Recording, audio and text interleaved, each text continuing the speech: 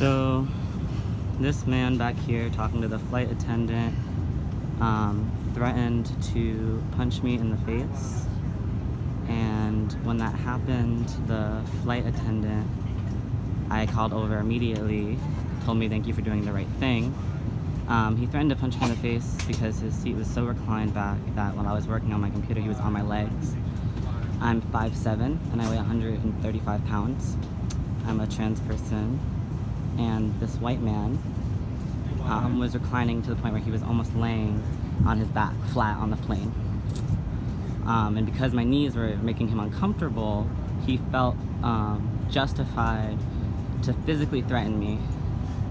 I paid the same amount of money for my ticket as he did, and I asked to be moved by the first flight attendant.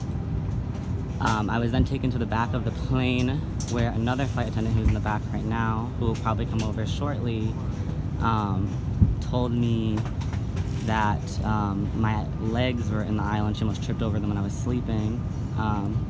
I then had to explain to her the Americans with Disability Act and that I'm diagnosed with sleep apnea and cannot use a CPAP machine on a plane. And so perhaps if I also had leg room because of the gentleman in front of me laying almost entirely on his back, then maybe, just maybe, my feet wouldn't have been in the aisle. This is my bag. Okay. All right, this way. So what's gonna happen? We're gonna exit the aircraft. Okay. I'm videotaping to just confirm what happened. Okay, honey, I need you to get off. I didn't do anything wrong though. Can I please have my bag? It's my property. I thought we were getting off. I was done. I'm still gathering my things. There you go. I'm sorry, I thought you were all together. No, I wasn't.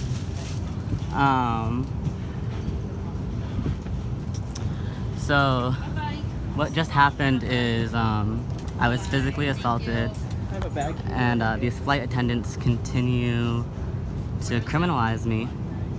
I was finally moved to row 9, and I was sat next to a great journalist named Jean, and we talked for the rest of the flight, but I'm disturbed.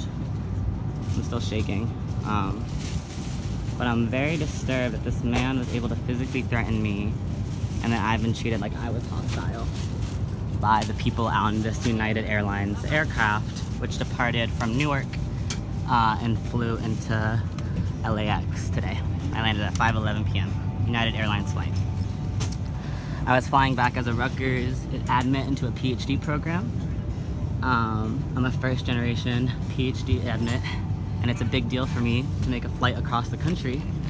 And so the fact that someone physically threatened to punch me in the face is just a glimpse into what it means to not be white in America. I am going to be releasing an article about this, but I wanted evidence to corroborate my story. As you can see, they're talking to him in the back. And this woman's coming up to me who told me I didn't look black when I told her that I felt like there was an incident of racial bias happening today. They're pretty alarmed by the fact that I'm recording. I think they're radioing to someone. But again, I know that if I, in this situation, had threatened to physically assault someone, I'd be leaving in handcuffs, because everyone in my family, since the Middle Passage, has wrongly been incarcerated because I am black and I am in America. I'm gonna exit the aircraft now because I wanna go home.